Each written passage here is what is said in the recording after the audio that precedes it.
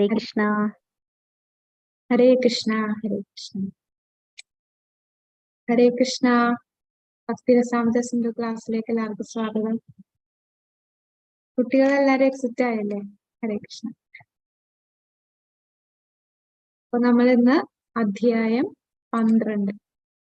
നമ്മളിപ്പോ ഭക്തി രസാമൃത സിന്ധുവില് 52 ഇനങ്ങളാണ് കണ്ടത്. 64 ഭക്തിയുത സേവനങ്ങൾ രൂപഗോസ്വാമി പറയുന്നുണ്ട്. അതിൽ 52 കണ്ടു. അപ്പൊ ഇന്നത്തെ നമ്മളുടെ ചാപ്റ്റർ അധ്യായം 53 മാതാജി? 53 കണ്ടത്. തുളസി സേവനം. ഓക്കെ, അത് 53 അല്ലെ? Hare Krishna. Okay okay okay മാതാജി, 53 കണ്ടു. അപ്പൊ ഇനി 54 മുതൽ ബാക്കി 64 വരെയുള്ള എല്ലാ ഇനങ്ങളും നമ്മൾ ഇന്ന് ഫുൾ 64 വരെ കാണാൻ പോവുകയാണ്. അപ്പൊ 12ാമത്തെ അധ്യായത്തില് 54 മുതൽ 64 വരെ നമ്മൾ കാണും. പിന്നെ 13ാമത്തെ അധ്യായത്തില് അവസാനത്തെ 5 എണ്ണം, അതായത് 60, 61, 62, 63, 64, ഈ 5 എണ്ണം വളരെ പ്രധാനപ്പെട്ടതാണ്. ഭക്തിയുടെ സേവനത്തിൽ നമ്മൾ ഒരിക്കലും മിസ് ചെയ്യാൻ പാടില്ലാത്ത പ്രധാനപ്പെട്ട 5 ഇനങ്ങളാണ്. അതിനെക്കുറിച്ച് ആ 5 എണ്ണം മാത്രമായിട്ടാണ് അധ്യായം 13 പ്രതിപാദിക്കുന്നത്. അപ്പൊ നമുക്ക് ഇന്ന് അധ്യായം 12 കടക്കാം. ഓം അജ്ഞാനതിമിരാന്തസ്യ ജ്ഞാനാഞ്ജനശലാഖയ ചക്ഷുരുന്മേലിതമേന തസ്മൈ ശ്രീ ഗുരുവേ നമഃ. നമോ ഓം വിഷ്ണുപാദായ കൃഷ്ണപ്രേഷ്ഠായ ഭൂതലേ ശ്രീമതേ ഭക്തി വേദാന്ത സ്വാമിനിധി നാമിനി. നമസ്തേ സരസ്വതേ ദേവി ഗൗരവാണി പ്രചാരിണേ നിർവിശേഷ ശൂന്യവാദി പാശ്ചാത്യ ദേശധാരിണി. ജയ ശ്രീകൃഷ്ണ ചൈതന്യ പ്രഭു നിത്യാനന്ദ ശ്രീ അദ്വൈത ഗദാധര ശ്രീവാസാദി ഗൗരഭക്തവൃന്ദ. ഹരേ കൃഷ്ണ കൃഷ്ണ കൃഷ്ണ ഹരേ ഹരേ, ഹരേ രാമ രാമ രാമ ഹരേ ഹരേ കൃഷ്ണ. നാനാശാസ്ത്ര വിചാരണൈക നിപുണോ സദ്ധർമ്മ സംസ്ഥാപകോ ലോകാനാം ഹിതകാരണോ ത്രിഭുവനേ മാന്യോ ശരണ്യാകരോ രാധാകൃഷ്ണ പദാരവിന്ദ ഭജനാ നന്ദേന മത്താലികോ വന്ദേ രൂപ സനാതനോ രഘുയുഗോ ശ്രീജീവ ഗോപാലകോ. ഹരേ കൃഷ്ണ. അപ്പോ അധ്യായം 12 എന്ന് പറയുന്നത് അതീന്ദ്രിയ സേവനത്തിന്റെ മറ്റു വശങ്ങൾ. അപ്പൊ ഇവിടെ ഇനം 54 മുതൽ 64 വരെയുള്ള ഇനങ്ങൾ നമ്മൾ ഈ ഒരു അധ്യായത്തിലൂടെ പറഞ്ഞു തീർക്കുന്നുണ്ട്. പിന്നെ അവസാനത്തെ 5 ഇനങ്ങളെ കുറിച്ച് അടുത്ത അധ്യായത്തിലേക്ക് പറയുന്നു.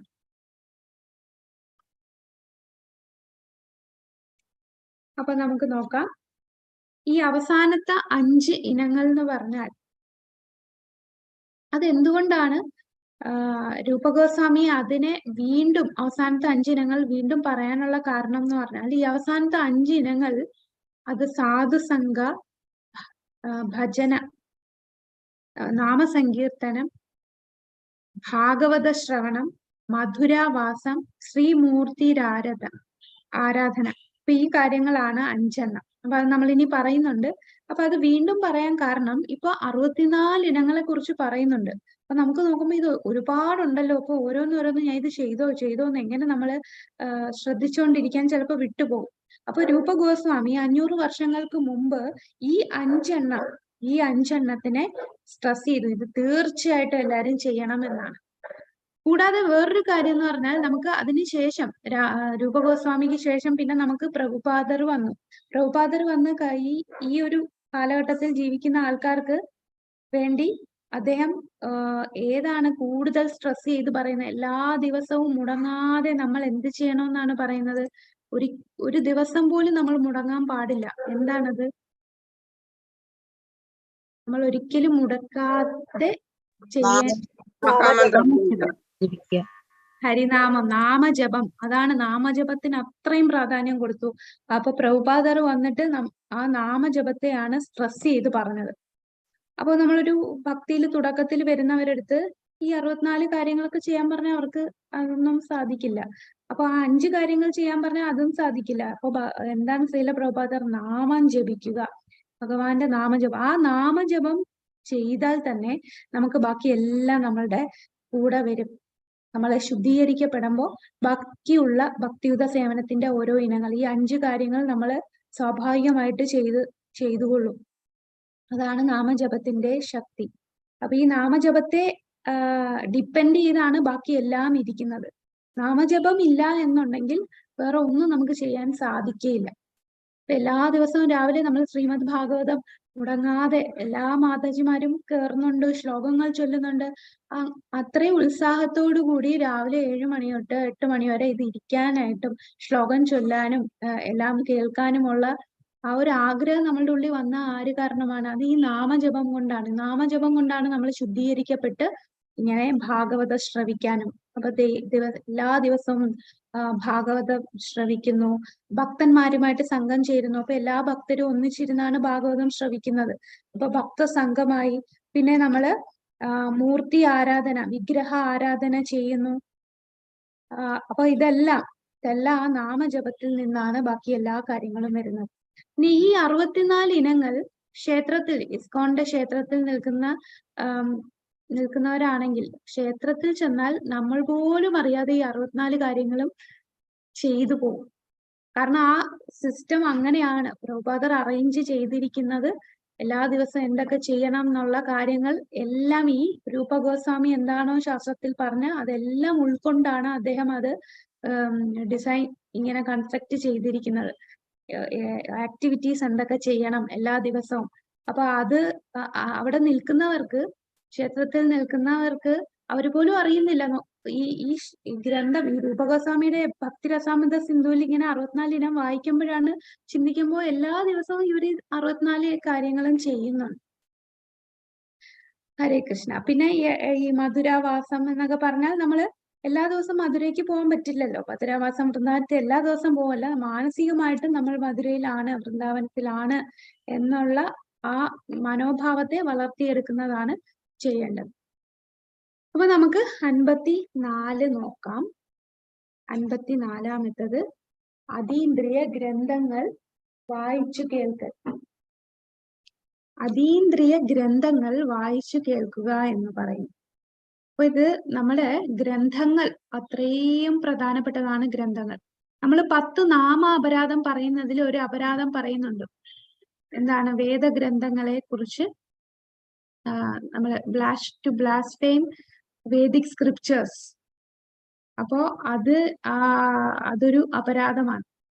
ഈ വേദഗ്രന്ഥങ്ങൾ അത് നമ്മൾ വായിച്ചു കേൾക്കുക എന്ന് പറയുമ്പോൾ അതിന് അത്രയും പ്രാധാന്യമുണ്ട്. അപ്പൊ ആദ്യം നമ്മൾ മനസ്സിലാക്കണം എന്താണ് വേദഗ്രന്ഥം.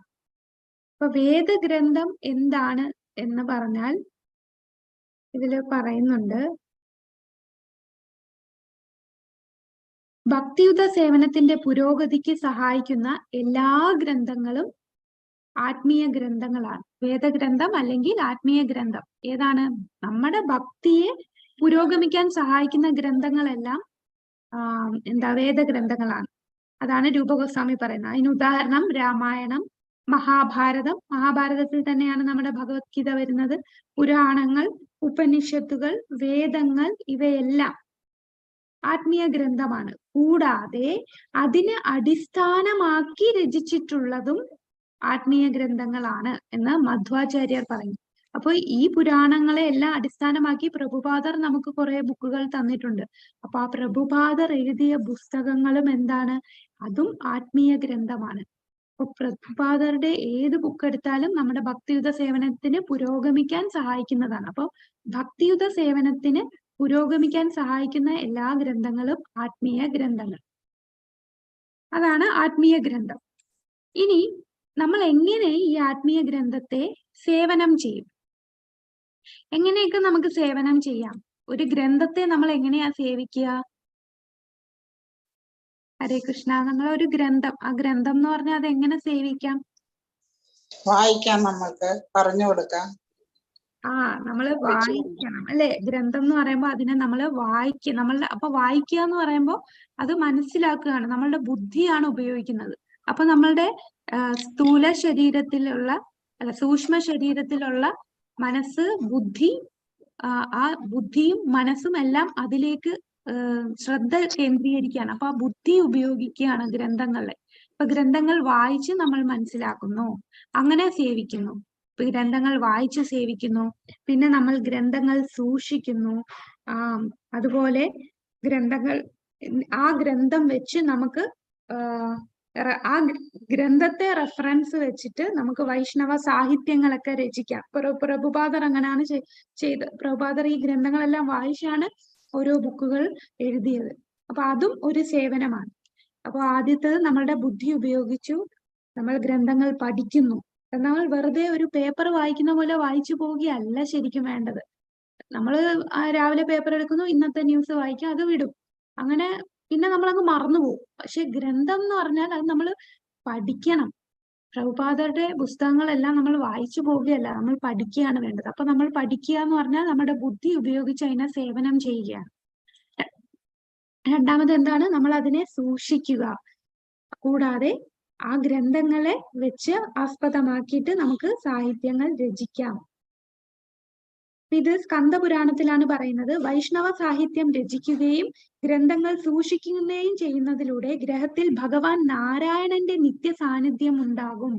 അപ്പൊ നമ്മുടെ വീട്ടില് ശ്രീമദ് ഭാഗവതം, ചൈതന്യ ചരിതാമൃതം, ഭഗവത്ഗീത, ഇതെല്ലാം പുസ്തകങ്ങൾ, ഈ ഗ്രന്ഥങ്ങൾ നമ്മുടെ വീട്ടിലുണ്ട് എന്ന് പറഞ്ഞാൽ അവിടെ നാരായണ സാന്നിധ്യമാണ്, നിത്യ സാന്നിധ്യമാണ് ആ ഗ്രഹത്തിൽ ഉണ്ടാവുക. പിന്നെ നമുക്ക് എങ്ങനെ സേവിക്കാം?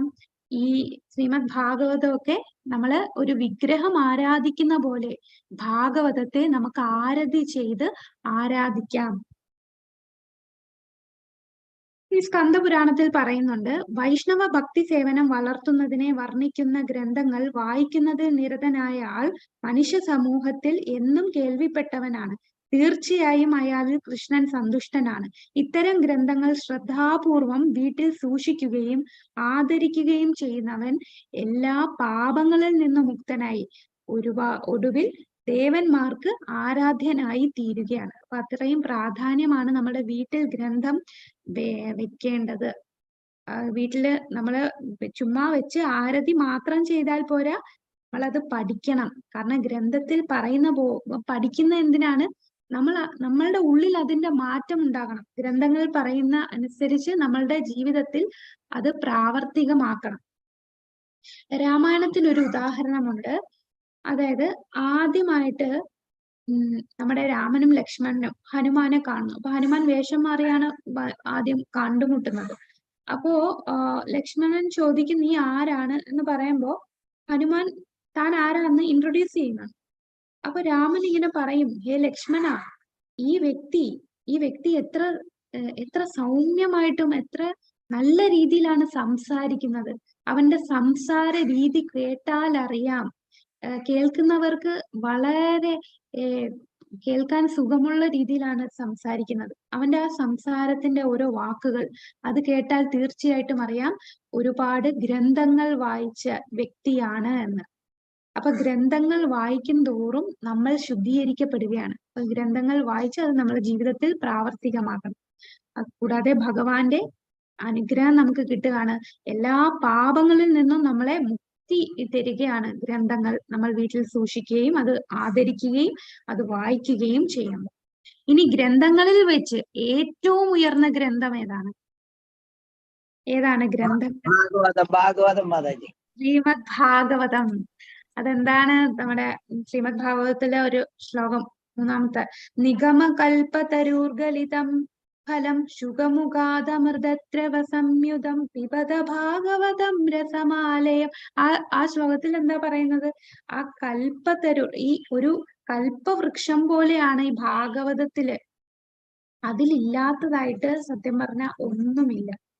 എല്ലാ കാര്യങ്ങളും ആ ഭാഗവതത്തിലുണ്ട്. അപ്പൊ ഇവിടെ പറയുന്നുണ്ട്, എല്ലാ വേദാന്ത ദർശനങ്ങളുടെയും സാര സർവസ്വമാണ്, വേദാന്തത്തിന്റെ സാര സർവസ്വമാണ് ശ്രീമദ് ഭാഗവതം. ഭാഗവത പാരായണത്തിൽ തൽപരരായവർ മറ്റു സാഹിത്യങ്ങളിൽ രുചിക്കുകയില്ല. ഇത് അത്രയും രുചികരമാണ്. ശുഗന്റെ മുഖത്തിൽ നിന്നും നിർഗളിച്ചതാണ്. ശുഗൻ എന്ന് പറഞ്ഞാൽ തത്തയാണ്. അപ്പൊ തത്തയുടെ വാഗൊണ്ട് പറഞ്ഞ്, അപ്പൊ ഒരു പഴുത്ത ആ നല്ല പഴുത്തിരിക്കുന്ന ആ ഫലത്തില് ഈ തത്ത ഇങ്ങനെ കൊത്തുമ്പോ അതിന്റെ രുചി ഒന്നുകൂടെ കൂടുകയാണ് ചെയ്യുന്നത്. അപ്പൊ അത്രയും അമൃതാണ് ശുഖമുഖത്തിൽ നിന്നും വരുന്ന അമൃതം, അതിന്റെ രസം, അതിന്റെ രുചി. ഈ ഒരു ഭാഗവതത്തിന്റെ രുചി ആസ്വദിച്ചവന് മറ്റൊരു സാഹിത്യത്തിന്റെയും രുചി തോന്നുകയില്ല. ശ്രീമദ് ഭാഗവതത്തിന്റെ സർവാതിശായിയായ പരമാനന്ദം ആസ്വദിച്ചവർക്ക് ഭൗതിക സാഹിത്യത്തിൽ തൃപ്തി വരില്ല. അപ്പം ഏറ്റവും മികച്ച ആധ്യാത്മിക ഗ്രന്ഥമാണ് ശ്രീമദ് ഭാഗവതം. ഇനി അടുത്ത 55 പറയുന്നത് മധുരാവാസം.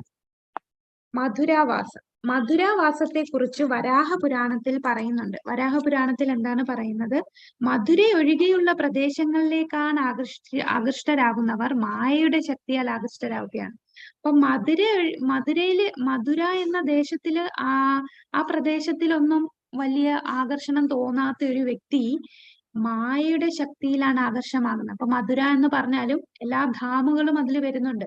അപ്പം വൃന്ദാവനം ആണെങ്കിലും, ഇപ്പൊ വൃന്ദാവനത്തിലൊക്കെ പോയിട്ടുള്ളവർക്കറിയാം, ഒരു ഭൗതികവാദി ടൂറ് പോകുന്ന പോലാണ് വൃന്ദാവനത്തിൽ പോയാൽ അവർക്കതിൽ ആകർഷണം തോന്നില്ല. അപ്പോ ഇങ്ങനെയുള്ള ധാമുകൾ കണ്ടിട്ട് ആകർഷണം തോന്നിയില്ല എന്ന് പറഞ്ഞാൽ അവർ എങ്ങോട്ടാണ് അവരുടെ ആകർഷണം? മായ അവരെ ആകർഷിച്ചിരിക്കുകയാണ്. മായയുടെ ശക്തിയിൽ പെട്ടുകിടക്കുകയാണ് അവർ. അതാണ് വരാഹപുരാണത്തിൽ പറയുന്നത്. മധുര ഒഴികെ ഉള്ള പ്രദേശങ്ങളിലേക്കാണ് ആകൃഷ്ടരായിട്ടുള്ളവരെന്നെങ്കിൽ അവർ മായയുടെ ശക്തിയാൽ ആകൃഷ്ടരാവുകയാണ്. ഇനി ബ്രഹ്മാണ്ഡ പുരാണത്തിൽ പറയുന്നുണ്ട്, മധുര സ്പർശിക്കുന്നതിലൂടെ എല്ലാ പുണ്യസ്ഥലങ്ങളിലേക്കുള്ള യാത്രയുടെ ഫലങ്ങൾ ലഭിക്കും. അപ്പൊ മധുരയിൽ പോയാൽ എല്ലാ പുണ്യസ്ഥലങ്ങളിലും യാത്ര ചെയ്തതിന്റെ ഫലമാണ് ലഭിക്കുന്നത്. ഇതാണ് മധുരാവാസത്തെ കുറിച്ച് പറയുന്നത്. ഇനി 56 ഭക്തന്മാരെ സേവിക്കുക. അതാണ് വൈഷ്ണവരെ സേവനം ചെയ്യുക. അപ്പൊ ഇതില് പത്മപുരാണത്തിൽ പറയുന്നുണ്ട്. പത്മപുരാണത്തിൽ ആരാണ് പറയുന്നത്? ശിവൻ പാർവതിയോട് പറയുന്നതാണ്. ആരാധനാനാം സർവേഷാം വിഷ്ണു ആരാധനാം പരം. സർവേഷാം വിഷ്ണു ആരാധനാം പരം എന്ന് പറഞ്ഞാൽ എന്താ? ആരാധന പലതരമുണ്ട്, എന്നാൽ സാക്ഷാൽ പരമപുരുഷനെ ആരാധിക്കുന്നതാണ് അവയിൽ ഏറ്റവും ശ്രേഷ്ഠം. ഇനി അടുത്ത ലൈൻ, തസ്മാത് പരതരം ദേവി തദീയാദം സമർച്ചനം. തസ്മാത് എന്നാൽ അതിലും ശ്രേഷ്ഠമാണ്. ആരെ? ഭഗവാനെ ആരാധിക്കുന്നതിനേക്കാളും ശ്രേഷ്ഠം എന്താണ്? ഭഗവാന്റെ ഭക്തരെ പൂജിക്കുക എന്നത്.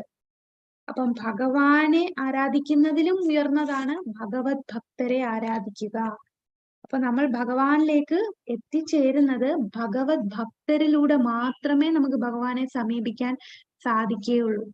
അപ്പൊ ആ ഭക്തരെ അടുത്ത് സമീപിക്കുമ്പോൾ നമ്മൾ ഒരു കാര്യം പ്രത്യേകം ശ്രദ്ധിക്കണം, അവിടെ അപരാധം ഉണ്ടാകാൻ പാടില്ല. അതിനെ ഹാത്തി മാട്ട, മതയാന ഇങ്ങനെ പൂന്തോട്ടം ചവിട്ടി മെതിക്കുന്നതുമായിട്ടാണ് ഉപമിക്കുന്നത്. അപ്പൊ നമ്മള് വൈഷ്ണവരെ സമീപിക്കണം. ഇനി ആദി പുരാണത്തിൽ പറയുന്നുണ്ട്, ഭഗവാൻ കൃഷ്ണൻ അർജുനനോട് പറയുന്നതാ, പാർത്ഥ, എന്റെ ഭക്തനാണെന്ന് അവകാശപ്പെടുന്നവൻ ഭക്തനല്ല.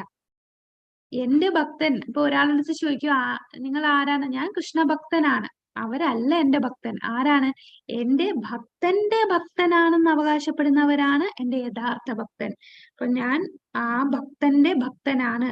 അതാണ് ദാസ. അതാണ് നമ്മളുടെ എന്താണ്, നമ്മളൊരു ഭക്തനാകുന്നത് അപ്പോഴാണ്. അല്ലാതെ ഡയറക്റ്റ് ആയിട്ട് നമുക്ക് ഒരിക്കലും ഭഗവാനെ സേവിക്കാൻ സാധിക്കില്ല. അതിനെ നമ്മൾ എന്ത് ചെയ്യണം? അതുകൊണ്ടാണ് നമ്മൾ ഒരു ഗുരുവിനെ സമീപിക്കണം എന്ന് പറയുന്നത്. ആ ഗുരുവിൽ കൂടെ മാത്രമേ നമുക്ക് ഭഗവാന്റെ അടുത്ത് എത്താൻ സാധിക്കുകയുള്ളൂ. വൈഷ്ണവ സമ്പ്രദായത്തിൽ ആദ്യം നമ്മൾ ചെയ്യേണ്ടത് എന്താണ്? ഒരു ഭഗവത് ഭക്തനെ, ആത്മീയ ആചാര്യനെ കണ്ടെത്തുക, എന്നിട്ട് അദ്ദേഹത്തിനെ സേവിക്കുക. ഭഗവാൻ വരെ ഉദാഹരണമായിട്ട് കാണിച്ചു തരികയാണ്. ഇപ്പൊ ഭഗവാൻ കൃഷ്ണൻ സാന്ദീപനി മുനിയെ ഗുരുവായിട്ട് സ്വീകരിച്ചു.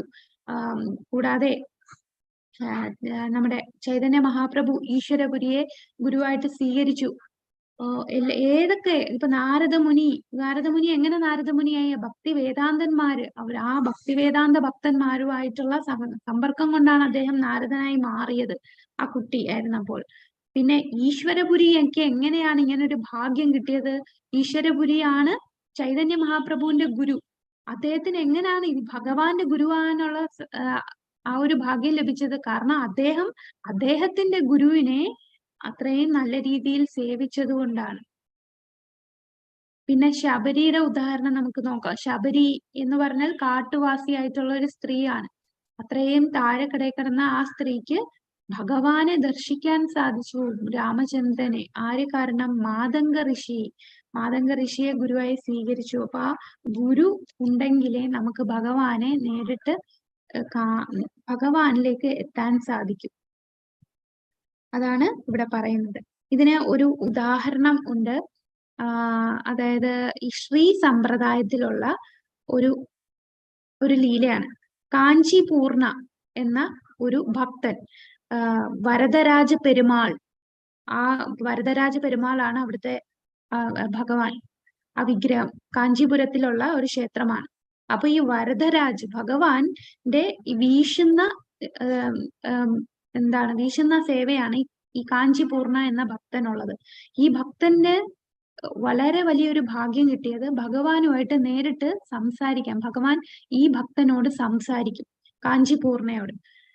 അപ്പൊ എല്ലാ ആൾക്കാരും വന്ന് കാഞ്ചിപൂർണയുടെ അടുത്താണ് പറയുന്നത്. ഭഗവാനോടടുത്ത് ചോദിക്കുവോ, ഓരോരുത്തരും അവരവരുടെ ആവശ്യം ചോദിക്കും. അപ്പൊ കാഞ്ചിപൂർണ വരദരാജ പെരുമാളിന്റെ അടുത്ത് ഭഗവാന്റെ അടുത്ത് കാര്യം ചോദിക്കും. ഭഗവാൻ ഉത്തരം കാഞ്ചിപൂർണയോട് പറയും. കാഞ്ചിപൂർണ അത് നേരെ ഈ ഭക്തന്മാർക്ക് പറഞ്ഞു കൊടുക്കും. അങ്ങനെ ഒരു ദിവസം ഒരു ഭക്തൻ വന്ന് കാഞ്ചിപൂർണയോട് ചോദിക്കും, പെരുമാളിനോട് ചോദിക്കുവോ, എന്നാണ് ഞാൻ ഭഗവാന്റെ സന്നിധിയിൽ എത്തുക, എന്നാണ് ഈ ഭൗതിക ലോകം വെടിഞ്ഞ് ഞാൻ ഭഗവാന്റെ അടുത്ത് എത്താൻ സാധിക്കുക. അപ്പൊ അത്രയും നാളും കാഞ്ചിപൂർണ വരദരാജന്റെ അടുത്ത് സ്വന്തം കാര്യങ്ങളൊന്നും ചോദിച്ചില്ല. അപ്പൊ ഈ ഒരു ചോദ്യം ചോദിച്ചപ്പോൾ അദ്ദേഹത്തിന് ഇങ്ങനെ തോന്നി, എനിക്കും ഒന്ന് ചോദിക്കണം, ഞാൻ എന്നായിരിക്കും ഭഗവാന്റെ അടുത്ത് എത്തുക? അപ്പൊ ഇങ്ങനെ ചോദിക്കണമെന്ന് വിചാരിച്ചപ്പോഴും ഇദ്ദേഹത്തിന് ഭയങ്കര കോൺഫിഡൻസ് ആയിരുന്നു. കാരണം അദ്ദേഹം തീർച്ചയായിട്ടും ഈ ജന്മം തന്നെ പോകും. കാരണം എന്താണ്? അദ്ദേഹത്തിന് മാത്രമേ ഭഗവാൻ സംസാരിക്കുന്നുള്ളൂ. എല്ലാ ദിവസവും ഭഗവാനെ വീശുന്നത്, അദ്ദേഹത്തിനോട് സംസാരിക്കുന്ന എല്ലാം മറ്റാരടുത്തും അല്ലാതെ ഇത്രയും വലിയ സേവനം തനിക്കല്ലേ ലഭിച്ചത്. അപ്പൊ തീർച്ചയായിട്ടും ഭഗവത് ധാമത്തിൽ പോകുമെന്നൊരു ചിന്ത ഇദ്ദേഹത്തിന് ഉണ്ടായിരുന്നു. എന്നാലും ഇദ്ദേഹം മറ്റേ ഭക്തൻ ചോദിച്ചത് കൊണ്ട് ഇദ്ദേഹം ആ ഭക്തന്റെ കാര്യം ചോദിക്കും. ആ ഭക്തൻ തിരിച്ചു പോകുമോ ഭഗവാന്റെ ധാമത്തില്? അപ്പം ഭഗവാൻ വരദരാജ് പറയും, തീർച്ചയായിട്ടും അവൻ ഈ ജന്മം തന്നെ എൻ്റെ അടുത്ത് എത്തിച്ചേരുമെന്ന് പറയും. അപ്പൊ കാഞ്ചിപൂർണ ചോദിക്കും, ഞാനും അങ്ങയുടെ അടുത്ത് എത്തിച്ചേരില്ലേ എന്ന് ചോദിക്കും. അപ്പൊ വരദരാജ് പറയും, ഇല്ല, നിനക്ക് എൻ്റെ അടുത്ത് എത്തിച്ചേരാൻ സാധിക്കില്ല. അതെന്താണ്? അദ്ദേഹം ഞെട്ടിപ്പോയി. അദ്ദേഹം ഒട്ടും വിചാരിച്ചില്ല അങ്ങനെ പറയുമെന്ന്. അപ്പൊ എന്തായിരിക്കും പറഞ്ഞത് വരദരാജ്? ഭക്തനെ സേവിച്ചാൽ, ഇപ്പം ഡയറക്റ്റ് ആയിട്ട് വരദരാജ് പെരുമാളിനെ സേവിച്ചുകൊണ്ടിരിക്കുകയാണ്, ഭഗവാനുമായിട്ട് ഡയറക്റ്റ് സേവനം ചെയ്യുവാണ്. അങ്ങനെ ചെയ്താൽ പോരാ. നമ്മൾ ഈ ഭൗതിക ലോകത്ത് വന്നാൽ ഭഗവത് ഭക്തരെ, വൈഷ്ണവർക്ക് സേവനം ചെയ്താൽ മാത്രമേ നിനക്ക് എൻ്റെ അടുത്ത് എത്താൻ സാധിക്കൂ. അത് കേട്ടതും അദ്ദേഹം ഒരു നിമിഷം പോലും ഒന്നും ചിന്തിച്ചില്ല. ഉടനെ ആ കയ്യിലിരുന്ന ആ വിശറി അവിടെ ഇട്ടിട്ട് അദ്ദേഹം അവിടെ നിന്ന് ഇറങ്ങി. എന്തിനാണ്? ഒരു ഭക്തനെ സേവിക്കാനായിട്ട് അദ്ദേഹം യാത്ര തിരിച്ചതാണ്. അപ്പൊ അതാണ് നമുക്ക് ഭഗവാനും ഏറ്റവും പ്രിയപ്പെട്ടത് എന്താണ്? എന്റെ ഭക്തൻ എന്ന് പറയുന്നതല്ല, ഭഗവാന്റെ ഭക്തന്റെ ഭക്തനാണെന്ന് അവകാശപ്പെടുന്നത്. ഏറ്റവും പ്രധാനം നമ്മളൊരു ഗുരു, ആത്മീയ ഗുരുവിനെ, ആചാര്യനെ കണ്ടെത്തി അദ്ദേഹത്തെ സേവിക്കുക. അതാണ് ഭക്തരെ സേവിക്കുന്നത്. അപ്പൊ ഭക്തരെ സേവിച്ചാലുള്ള ഗുണം എന്താണ്? അതാണ് ഇവിടെ ശ്രീമദ് ഭാഗവതത്തിൽ പറയുന്നുണ്ട്. 3.7.19 പറയുന്നു, ഞാൻ ഭക്തന്മാരുടെ ദാസനായി തീരട്ടെ, അതിലൂടെ കലർപ്പറ്റ ഭഗവത് പാദസേവനം സാധിക്കാമല്ലോ. കഷ്ടത നിറഞ്ഞ ഭൗതികാവസ്ഥയ്ക്ക് കുറവ് വരുത്താൻ അത് സഹായിക്കും. ഒപ്പം ഭഗവാനോട് ഭക്തി നിർഭരമായ പ്രേമം വളർത്താനും അത് ശക്തമാണ്. പിന്നീട് ശ്രീമദ് ഭാഗവതത്തിൽ 1-ാമത്തെ സ്കന്ധത്തിൽ പറയുന്നു, ഭഗവത് ഭക്തരെ ദർശിക്കുകയോ അദ്ദേഹത്തിന്റെ പാദം സ്പർശിക്കുകയോ അദ്ദേഹത്തിനൊരു ഇരിപ്പിടം കൊടുക്കുകയോ ചെയ്താൽ എല്ലാ പാപങ്ങളിൽ നിന്നും മുക്തനാകുമെന്ന് തീർച്ച. അതാണ് നമ്മൾ ഗുരു മഹാരാജൊക്കെ വരുമ്പോ നമ്മൾ അദ്ദേഹത്തിന്റെ ഒരു ദർശനം കിട്ടിയാൽ തന്നെ, ദർശനം കിട്ടുമ്പോൾ തന്നെ നമ്മളുടെ ആ പാപങ്ങൾ നിന്ന് മുക്തി നേടുകയാണ്. അതുപോലെ അദ്ദേഹത്തിന്റെ കാൽപാദം സ്പർശിക്കാൻ കഴിയുമ്പോൾ, അപ്പൊ അദ്ദേഹത്തിന് ഇരിപ്പിടം കൊടുക്കാനൊക്കെ സാധിച്ചാൽ സർവ്വ പാപങ്ങളിൽ നിന്നും മുക്തനാകും. ഇത്തരം ഒരു ഭക്തന്റെ സ്മരണ, അദ്ദേഹത്തെ സ്മരിക്കുമ്പോൾ തന്നെ ഒരുവന്റെ കുടുംബസഹിതം പവിത്രീകരിക്കുന്നു. അപ്പോൾ പിന്നെ ഭക്തന് നൽകുന്ന നേരിട്ടുള്ള പരിചരണം ത്തിന്റെ ഫലം എന്തായിരിക്കുമെന്ന് പറയണോ? ശ്രീമദ് ഭാഗവതത്തിൽ പറയുകയാണ്. പിന്നെ നമ്മളുടെ ലക്ഷ്യം കൂടാതെ നമ്മളുടെ അഹങ്കാരം ഇതെല്ലാം ഈ ഭക്തന്മാരെ സേവിക്കുന്നതിലൂടെ നമുക്ക് ഇല്ലാതാകും. ഇനി 57. ഒരാളുടെ സാമ്പത്തിക സ്ഥിതി അനുസരിച്ച് സേവിക്കുന്നു. അവനവന്റെ നിലയ്ക്കൊത്തുള്ള ഭഗവത് സേവനം. ഭഗവാനുമായി ബന്ധപ്പെട്ട എല്ലാ ചടങ്ങുകളും അവരവരുടെ സാമ്പത്തിക നിലയ്ക്ക് അനുസരണമായി ചെയ്തിരിക്കണം. എന്ത് ആഘോഷമുണ്ടെങ്കിലും നമ്മളാൽ കഴിയുന്ന രീതിയിൽ അത് ചെയ്യണമെന്നാണ് പത്മപുരാണം പറയുന്നു. ഏത് തരത്തിലായും ആയാലും ഭഗവാനുമായി ബന്ധപ്പെട്ട ചടങ്ങുകൾ, ഉത്സവം എല്ലാവരും അത് ചെയ്യണം. ദാമോദര മാസം വരും. അതുപോലെ ഭഗവാന്റെ ജന്മാഷ്ടമി, രാധാഷ്ടമി, അപ്പൊ എന്തെല്ലാം ഉണ്ടോ ഭഗവാനുമായി ബന്ധപ്പെട്ട് എന്തെല്ലാം, രഥയാത്ര, അപ്പൊ അങ്ങനെയുള്ള ഉത്സവങ്ങളും ചടങ്ങുകളും എല്ലാം നമ്മളാൽ കഴിയുന്ന രീതിയിൽ നമ്മുടെ സാമ്പത്തിക സ്ഥിതി അനുസരിച്ച് നമുക്ക് സേവനം ചെയ്യണം എന്നാണ് പത്മപുരാണത്തിൽ പറയുന്നത്. 58. കാർത്തിക മാസത്തിലെ ഭക്തി സേവനം. ഇപ്പൊ കാർത്തിക മാസം എന്ന് പറയുമ്പോ ഇപ്പൊ ഭഗവാന് ഓരോ പ്രിയപ്പെട്ട കാര്യങ്ങളുണ്ട്. അതില് ഭഗവാന് ഏറ്റവും പ്രിയപ്പെട്ട ഒരു മാസമാണ് കാർത്തിക മാസം. അപ്പം കാർത്തിക മാസത്തില് നമ്മളെ സേവനം ചെയ്താലുള്ള ഗുണം എന്താണ്? അത് ഇരട്ടി, ഒരുപാട് 10 മടങ്ങ്, ഇരട്ടിയല്ല, അതില് 100 മടങ്ങ് ഗുണങ്ങളാണ് അതിൽ നിന്ന് നമുക്ക് കിട്ടുക. അപ്പം കാർത്തിക മാസം ഇപ്പോ ചാതുർമാസ്യം നടക്കുകയാണ്. അപ്പൊ ചാതുർമാസത്തിന്റെ അവസാനമാണ് കാർത്തിക മാസം വരുന്നത്. വൃന്ദാവനത്തിലെ ഊർജവ്രതത്തിന്റെ ഏറ്റവും വലിയ സവിശേഷത ഭഗവാനെ ദാമോദര രൂപത്തിൽ ആരാധിക്കുന്നു എന്നതാണ്. ദാമോദരം എന്ന് പറയുമ്പോൾ നമുക്കറിയാം, കൃഷ്ണനെ യശോദ കയറുകൊണ്ട് ഉരലിൽ കെട്ടിയിട്ടതാണ് ദാമോദര സങ്കല്പം. ഭക്തന്മാർക്ക് ഭഗവാൻ ദാമോദരൻ എന്ന പോലെ പ്രിയപ്പെട്ടതാണ് ദാമോദര മാസം അഥവാ കാർത്തിക മാസം.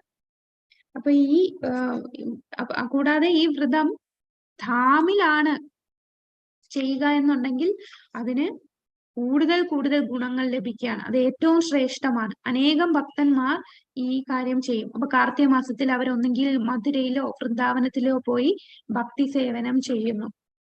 ഇവിടെ നമ്മുടെ ക്ലാസ്സില് ശാരദ മാതാജി കഴിഞ്ഞ കാർത്തിക മാസം മാതാജി വൃന്ദാവനത്തിലായിരുന്നു അല്ലേ? ഹരേ കൃഷ്ണ. അതെ മാതാജി. ഹരി ബോൾ.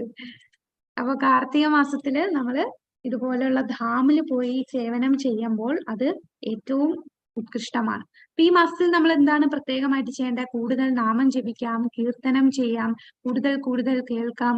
നമ്മൾ കുറച്ചുകൂടി തപശ്ചര്യകൾ ഈ ഒരു മാസത്തിൽ കൂടുതൽ സമയവും നമ്മൾ ഭഗവാന് വേണ്ടി സേവനം ചെയ്യുക. പിന്നെ കാർത്തിക മാസത്തില് എല്ലാരും ചെയ്യുന്നതാണ് നാമജപം. 16 മാല എന്നുള്ളത് 32 മാലയാക്കും, 64 മാലയാക്കും, ഇതെല്ലാം ചെയ്യും.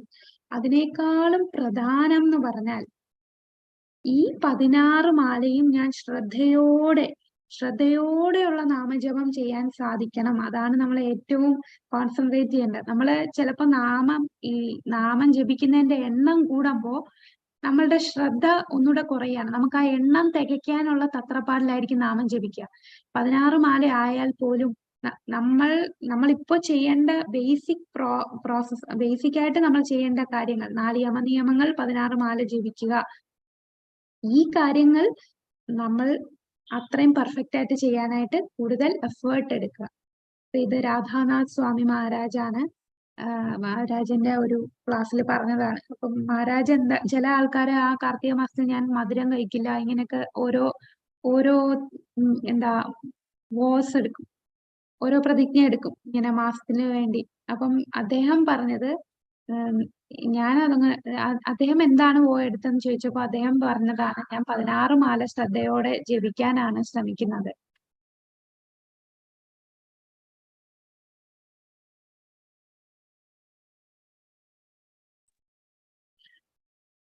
പിന്നെ എന്താണ്, ദാമോദര രൂപത്തെയാണ് നമ്മൾ ആരാധിക്കേണ്ടത്. അപ്പോ എന്താ, എത്രയോ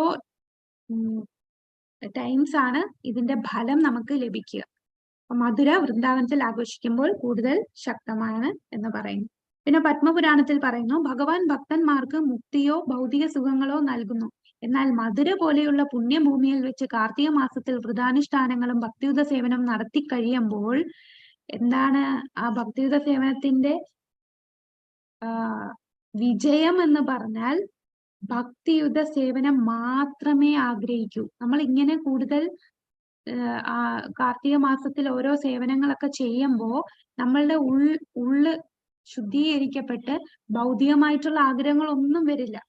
നമുക്ക് മുക്തിയും വേണ്ട, നമുക്ക് ഭൗതിക സുഖങ്ങളൊന്നും വേണ്ട. എനിക്ക് ഭഗവാനെ കൂടുതൽ സേവിക്കണം, ഭക്തിയുത സേവനം ചെയ്യണം എന്നുള്ള ആഗ്രഹമായി മാറും.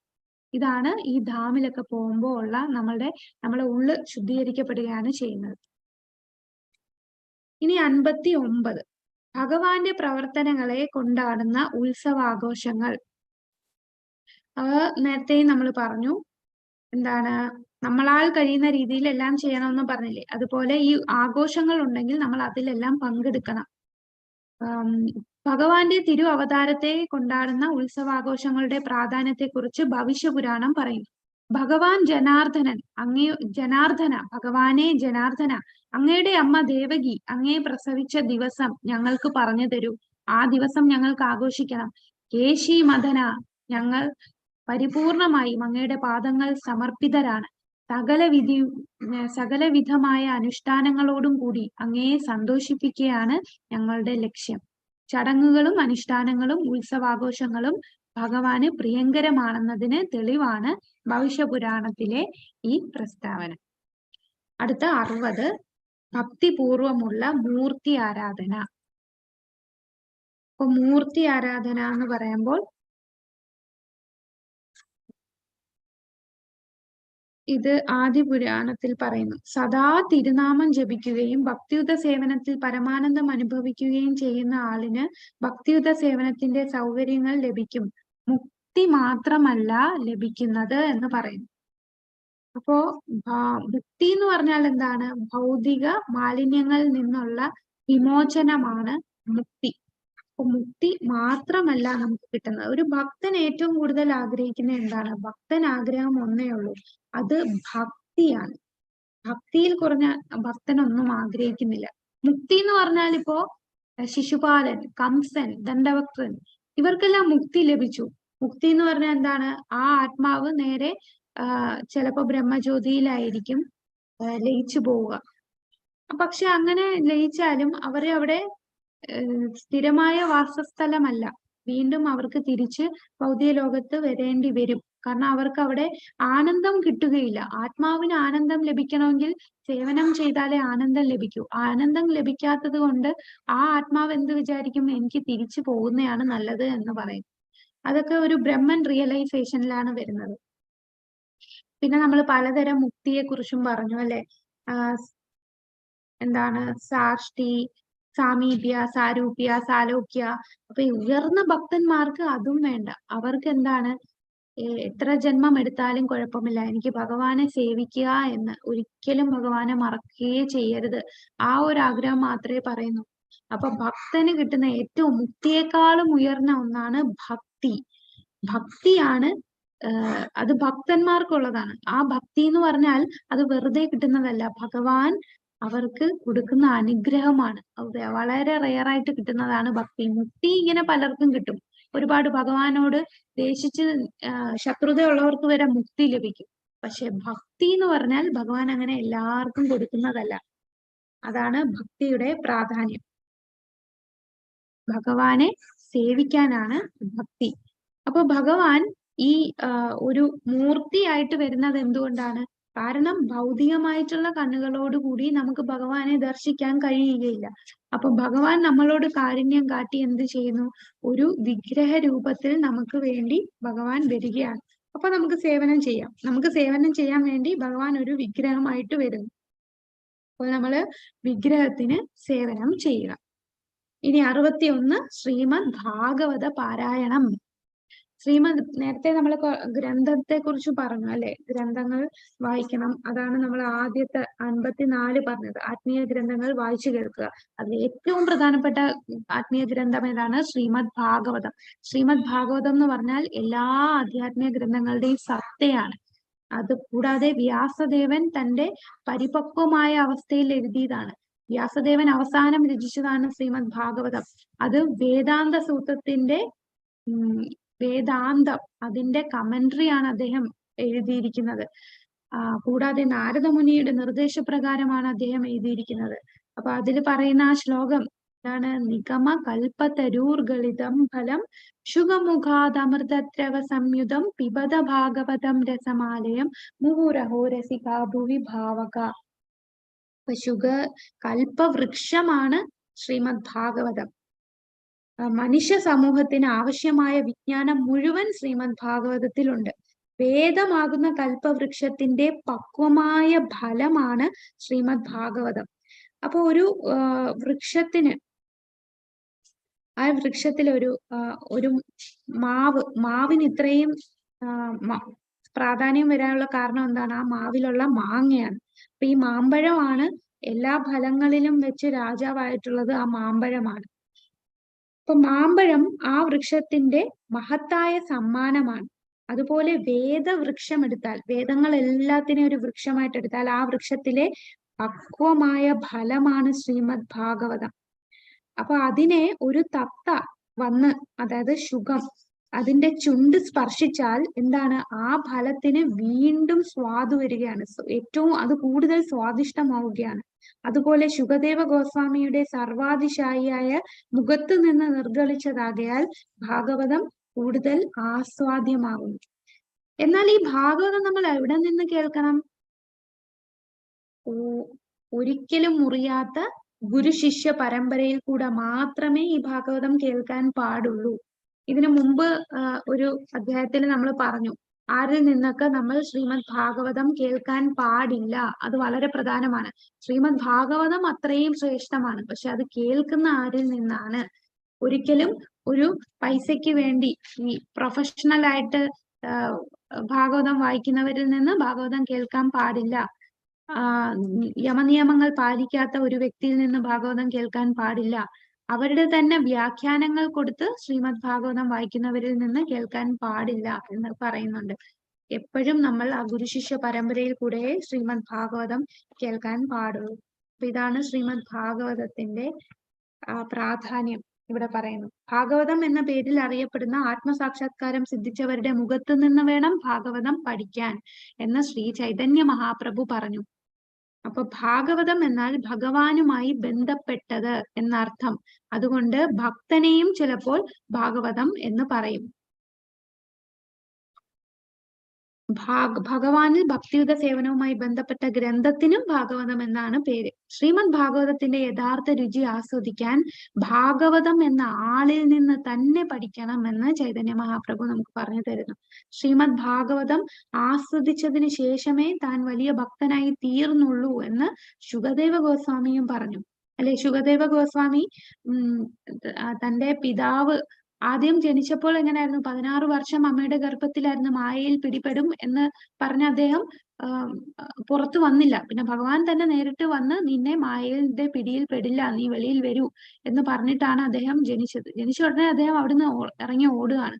അപ്പൊ ഇദ്ദേഹം പോകുമ്പോ അതുവരെ അദ്ദേഹം ഒരു ബ്രഹ്മവാദിയുടെ ഭാവത്തിലായിരുന്നു.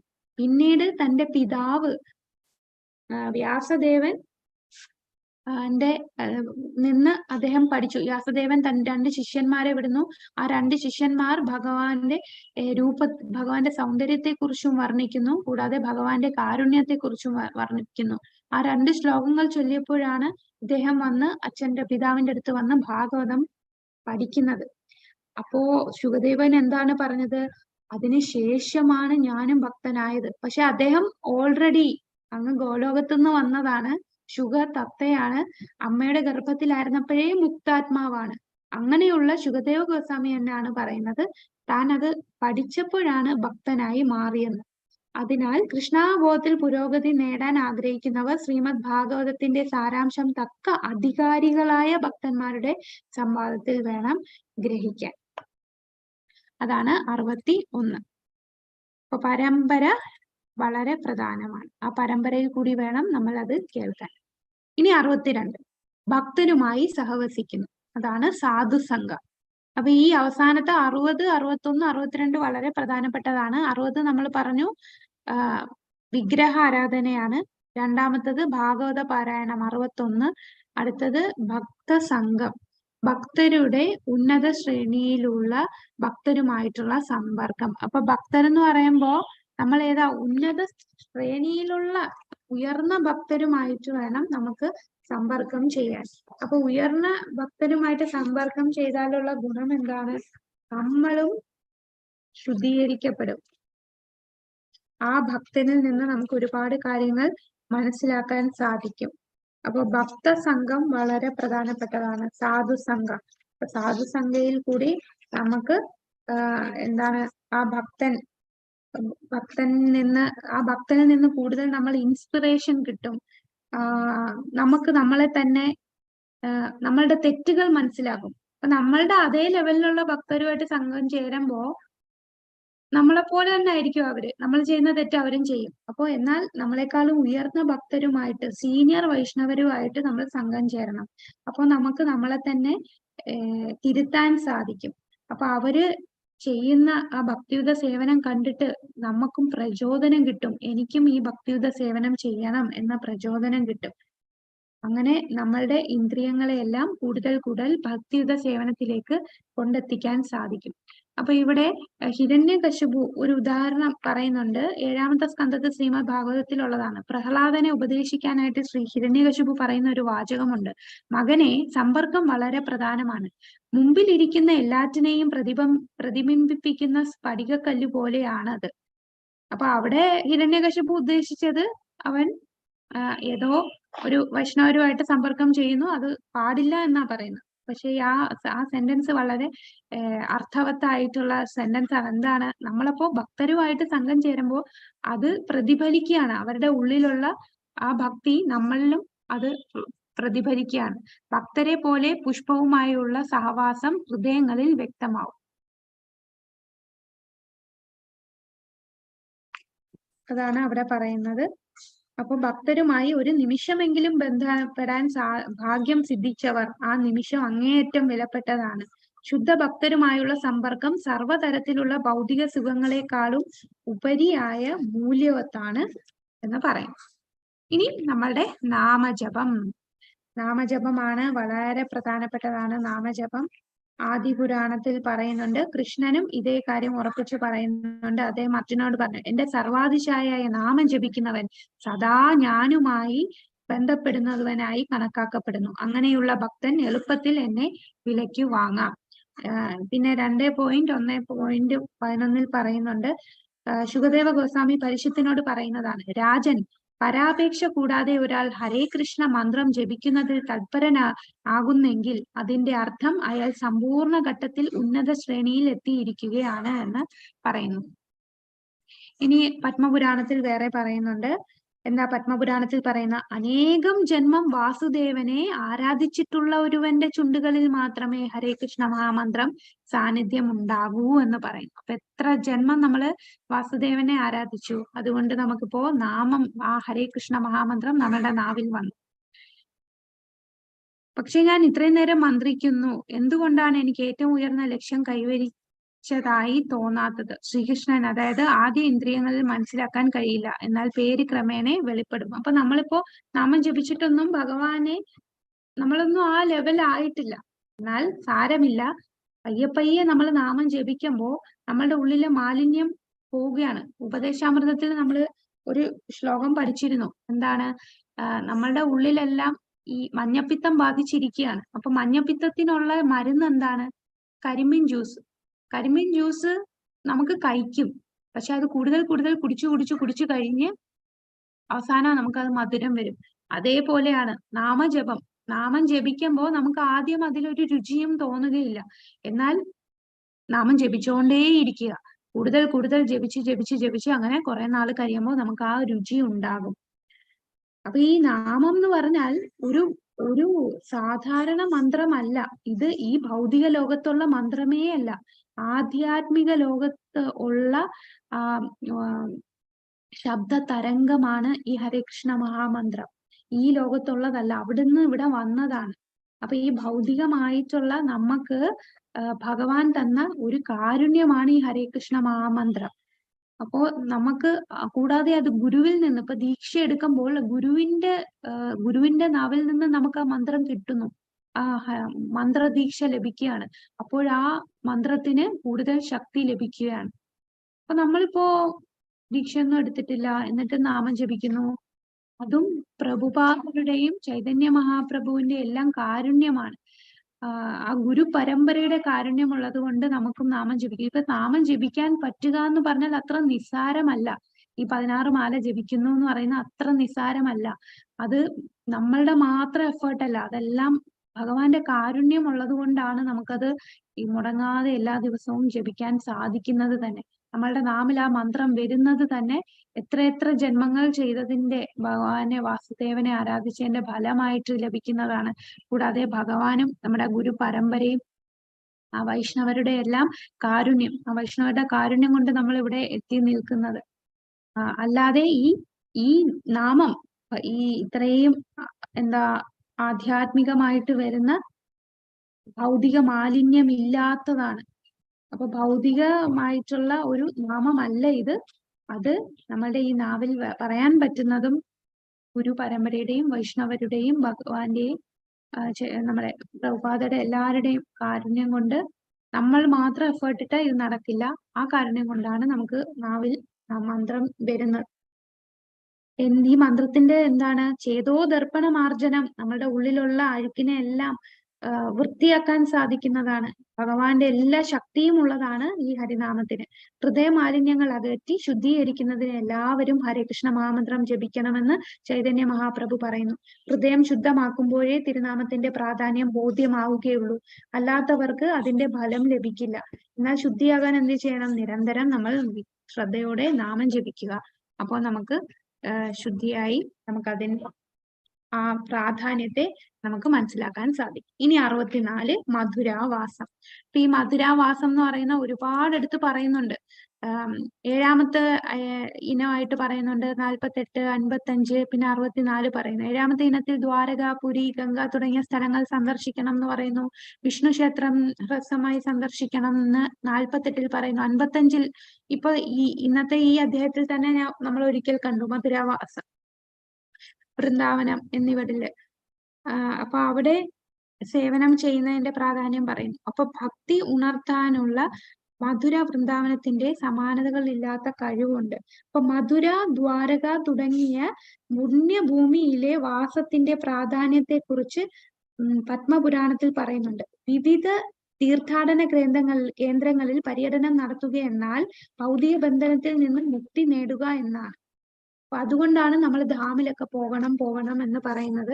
കാരണം അങ്ങനെ പോകുമ്പോൾ നമ്മൾക്ക് ആ ഭൗതികമായിട്ടുള്ള നമ്മുടെ പാവങ്ങൾക്ക് മുക്തി വരും, നമ്മളുടെ ചിന്താഗതി മാറും. ആ ധാമിന്റെ ഇൻഫ്ലുവൻസ് കാരണം നമുക്ക് ആ ഭൗതിക ബന്ധനത്തിൽ നിന്ന് പയ്യെ നമ്മൾ മുക്തരാകും. എന്നിരുന്നാലും ഈ മുക്തി സമ്പൂർണ്ണ ഘട്ടത്തിന്റെ അത്യുന്നത ശ്രേണിയല്ല. ഈ ഘട്ടത്തിൽ എത്തിയ ശേഷം ഭഗവാന് ഭക്തിയുത സേവനം ചെയ്യേണ്ടതുണ്ട്. ബ്രഹ്മഭൂതഘട്ട മുക്തിയിലെത്തിയ ശേഷവും ഭക്തി സേവനത്തിൽ ഏർപ്പെടുക എന്ന അടുത്ത പടിയിലേക്ക് കടക്കാം. അപ്പോൾ ഭഗവാന് അതീന്ദ്രിയ സ്നേഹപൂർണമായ ആ ഭക്തിയുത സേവനം നടത്തുക എന്നതാണ് ജീവിത ലക്ഷ്യം. ഏതാനും നിമിഷങ്ങളെങ്കിലും മധുരാമണ്ഡലത്തിൽ കഴിയുന്നവർക്ക് അതിവേഗത്തിൽ ഈ ലക്ഷ്യം. അപ്പൊ നമ്മളിവിടെ നമ്മളുടെ വീട്ടിലിരുന്ന് നാമം ജപിക്കുന്നതിനേക്കാൾ നമ്മൾ ഈ ധാമിൽ പോയി, അതാണ് വൃന്ദാവനത്തിലൊക്കെ പോകുമ്പോൾ നമ്മൾ നിരന്തരം നാമം ജപിക്കണം എന്ന് പറയുന്നത്. ധാമിൽ പോയി നമ്മൾ നാമം ജപിക്കുമ്പോൾ അതിന്റെ ഫലം 100 മടങ്ങ് കൂടുതൽ കിട്ടുകയാണ്. അപ്പൊ അവിടെ ചെല്ലുമ്പോൾ നമ്മൾ പെട്ടെന്ന് നമുക്ക് ആ ലക്ഷ്യത്തിൽ എത്താൻ സാധിക്കും ഈ ധാമിൽ പോകുമ്പോൾ. അപ്പോൾ നമ്മള് ഈ ധാമില് വസിക്കണം, മധുരയിൽ വസിക്കണം എന്ന് പറഞ്ഞാൽ നമ്മുടെ വീട്ടിലുള്ള എല്ലാം ഇട്ടെറിഞ്ഞ് നമ്മൾ എല്ലാം ഷിഫ്റ്റ് ചെയ്ത് അവിടെ പോകണമെന്നാണ്. അങ്ങനെയല്ല, നമ്മൾ മാനസികമായിട്ട് അവിടെ പോകണം. നമുക്ക് പ്രാക്ടിക്കലായിട്ട് പോകാൻ സാധിക്കില്ല. ഇനി പോകാൻ പറ്റുന്നവരാണെങ്കിൽ തന്നെ മായാപൂരിൽ കുഴപ്പമില്ല. എന്നാൽ വൃന്ദാവനം എന്ന ധാമിലൊക്കെ നമുക്ക് ഒരിക്കലും അങ്ങനെ ചുമ്മാ നമുക്ക് പോയി താമസിക്കാൻ കഴിയില്ല. ഗുരുവിന്റെ അനുവാദത്തോടു കൂടി മാത്രമേ നമുക്ക് അവിടെ പോകാവൂ. ഇല്ലെങ്കിൽ അപരാധം. നമുക്കങ്ങനെ എല്ലാ ദിവസവും അങ്ങനെ ഭക്തന്റെ രൂപത്തിൽ നമ്മളെ അഭിനയിച്ച് നിന്നാലും കുറെ കഴിഞ്ഞ് നമ്മളുടെ തനി സ്വഭാവം പുറത്തു വരും. അതൊക്കെ അപരാധമായി മാറും. അതുകൊണ്ട് നമ്മൾ അത്രമാത്രം ശുദ്ധീകരിക്കപ്പെട്ടാൽ മാത്രമേ ഗുരു നമുക്ക് പെർമിഷൻ തരുമ്പോ, അപ്പൊ ഗുരുവിന് നമ്മളെ നന്നായിട്ട് അറിയാം. ഗുരു നമ്മളെ വാച്ച് ചെയ്യുന്നുണ്ട്. ഇത്ര നാള് കറക്റ്റ് ആയിട്ട് സാധനയൊക്കെ ചെയ്ത് നമ്മൾ ശുദ്ധീകരിക്കപ്പെട്ടു, നമ്മുടെ അവബോധമൊക്കെ മാറി എന്ന് മനസ്സിലാകുമ്പോൾ മാത്രമേ നമുക്ക് അനുവാദം തരൂ. അല്ലെങ്കിൽ അത് നമ്മളെ തന്നെയാണ് അഫക്റ്റ് ചെയ്യുക. എന്താണ് അവിടെ ചെയ്യുന്ന ഒരു ചെറിയ അപരാധം പോലും 10 മടങ്ങായിട്ടായിരിക്കും. എങ്ങനെയാണോ നമുക്ക് ഗുണങ്ങൾ മൾട്ടിപ്ലൈ ചെയ്യുന്നത്, അതേപോലെ നമ്മൾ ചെയ്യുന്ന അപരാധവും അത്രയും മൾട്ടിപ്ലൈ ചെയ്യുകയാണ് ചെയ്യുന്നത്. അതുകൊണ്ടാണ് വൃന്ദാവനത്തിൽ നമുക്കങ്ങനെ പോയി താമസിക്കുക എന്ന് പറയുന്നത് വളരെ ബുദ്ധിമുട്ടുള്ള, വളരെ ശ്രദ്ധാപൂർവം ചെയ്യേണ്ട ഒരു ഗുരുവിന്റെ പെർമിഷൻ ഇല്ലാതെ നമുക്ക് പോകാൻ സാധിക്കില്ല. മായാപൂരിൽ അങ്ങനെയില്ല. മായാപൂരിൽ എന്ന് പറഞ്ഞാൽ അവിടെ കൂടുതൽ കാരുണ്യമാണ്. നമ്മൾ ചെയ്യുന്ന ചെറിയ സേവനം, അത് ഇപ്പൊ നമ്മള് കിടന്നുറങ്ങുകയാണെന്നുണ്ടെങ്കിൽ തന്നെ അതും അവൻ ആ ധാമിനെ വന്ദിക്കുകയാണ് എന്ന് ചൈതന്യ മഹാപ്രഭു കാണും. അപ്പൊ അത്രയും കാരുണ്യമാണ് ചൈതന്യ മഹാപ്രഭു. അപ്പൊ നമ്മൾ ഇവിടെയൊക്കെ പോകുന്നതിന് പകരം എന്താണ്, നമ്മളുടെ അടുത്തുള്ള ഇസ്കോൺ ക്ഷേത്രം, എല്ലാ ധാമും നമ്മളുടെ അടുത്ത് പ്രഭുപാദർ കൊണ്ടെത്തിച്ചിട്ടുണ്ട്. അപ്പൊ എവിടെയായിരുന്നാലും നമ്മൾ ഭക്തിയുത സേവനം ചെയ്യുക. അടുത്തുള്ള ഇസ്കോൺ കമ്മ്യൂണിറ്റിയിലും ഇപ്പോ നമുക്ക് ശ്രീ രാധാ ഗോവിന്ദ ക്ഷേത്രം, ആ ക്ഷേത്രങ്ങളിലൊക്കെ സേവനം ചെയ്യുക, ഭക്തന്മാർക്ക് സേവനം ചെയ്യുക. അങ്ങനെ നമ്മൾ ചെയ്താൽ നമ്മളുടെ ധാമിനെ ആരാധിക്കുന്നതിന് തുല്യമായിട്ട് നമുക്ക് അതിന്റെ ഗുണം ലഭിക്കുകയാണ്. അങ്ങനെ നമുക്ക് ഭക്തിയിൽ കൂടുതൽ പുരോഗമിക്കാൻ സാധിക്കും. ഹരേ കൃഷ്ണ കൃഷ്ണ കൃഷ്ണ ഹരേ ഹരേ, ഹരേ രാമ രാമ രാമ ഹരേ ഹരേ. ഹരേ കൃഷ്ണ. അപ്പൊ ഇതാണ് നമ്മളുടെ ഇന്നത്തെ അധ്യായം.